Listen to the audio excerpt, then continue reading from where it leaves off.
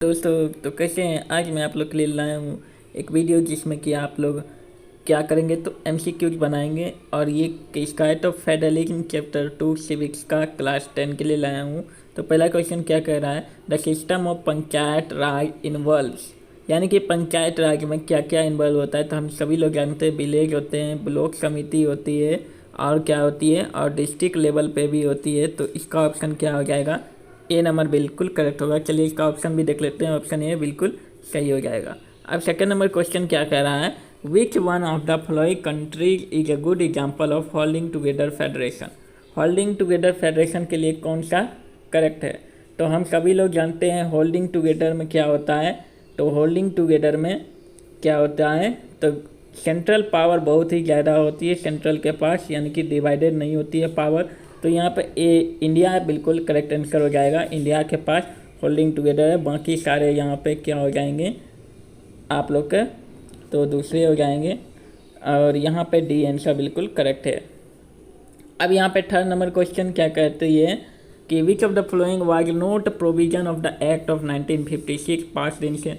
Friends, ये पहला question power sharing से आ गया है, पहला नंबर में से पावर शेयरिंग से आ गया है।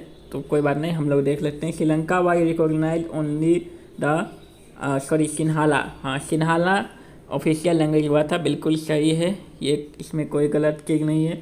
और सेकंड नंबर क्या कर रहा है, बुद्धिज्म वाज तो प्रोटेक्टेड, नहीं बुद्धिज्म मार की कोई बात की ही नहीं गई थी वहाँ पे। गिवन ऑटोनॉमी, ये भी बिल्कुल सही है। सिन्हाला वेयर उन लोगों को ज़्यादा प्रिविलेज मिलेगा, और सिन्हाला को क्या होगा, जॉब मिलेगा, ये भी बिल्कुल करेक्ट है। तो यहाँ पे ये सही आंसर है। अब क्वेश्चन नंबर 4 क्या कह रहा है, when power is taken away from the central and state government and given to the local government it is called. हम सभी लोग जानते हैं इसको हम लोग क्या कहेंगे, डिसेंट्रलाइजेशन, बिल्कुल करेक्ट आंसर होगा। यहाँ पे आंसर में भी आप लोग देख सकते हैं, डिसेंट्रलाइजेशन का मतलब ही यही होता है कि लोकल गवर्नमेंट को बढ़ावा देना, यानी कि लोकल गवर्नमेंट को हम लोग बहुत ही ज़्यादा सपोर्ट करेंगे, जिसके वजह से लोकल लेवल पे भी हम लोग को क्या होगा, तो इकोनॉमी बेहतर होती हुई दिखाई देगी। अब 5 नंबर क्वेश्चन क्या कह रहा है, which of the following countries is an example of coming together. Fan, हम सभी लोग जानते हैं होल्डिंग टुगेदर होता है, और एक मैं भूल गया था जो कि कमिंग टुगेदर होता है। तो कमिंग टुगेदर में हम सभी लोग जानते हैं क्या होता है, यानी कि कमिंग का मतलब ही हो जाएगा हम दोनों, यानी कि दोनों साथ साथ, हम सब एक साथ। तो यानी कि सेंट्रल गवर्नमेंट और स्टेट गवर्नमेंट दोनों एक साथ वर्क करती है। तो यहाँ पे क्या हो जाएगा, यूएसए बिल्कुल करेक्ट आंसर हो जाएगा। यहाँ की यूएसए में कमिंग टुगेदर की गवर्नमेंट है, तो इसका आंसर देख लीजिए, यूएसए ही होगा। अब 6 नंबर क्वेश्चन क्या कह रहा है, choose the correct statement regarding language policy of Indian government.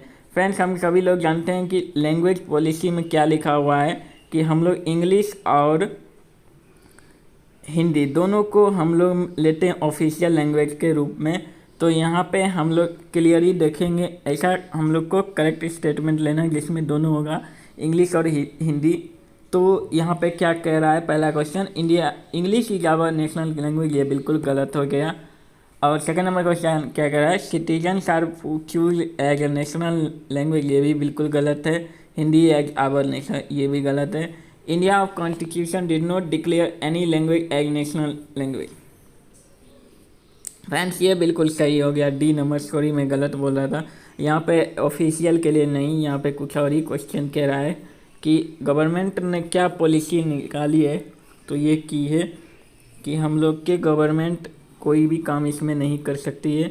अब यहाँ पे 7 नंबर क्या कह रहा है, both the union and the state government can make laws on the subject mention in the, यानी कि यूनियन और स्टेट गवर्नमेंट दोनों मिल करके किस पर ले सकते हैं। तो फ्रेंड्स, इसकी option C number concurrent list होगा।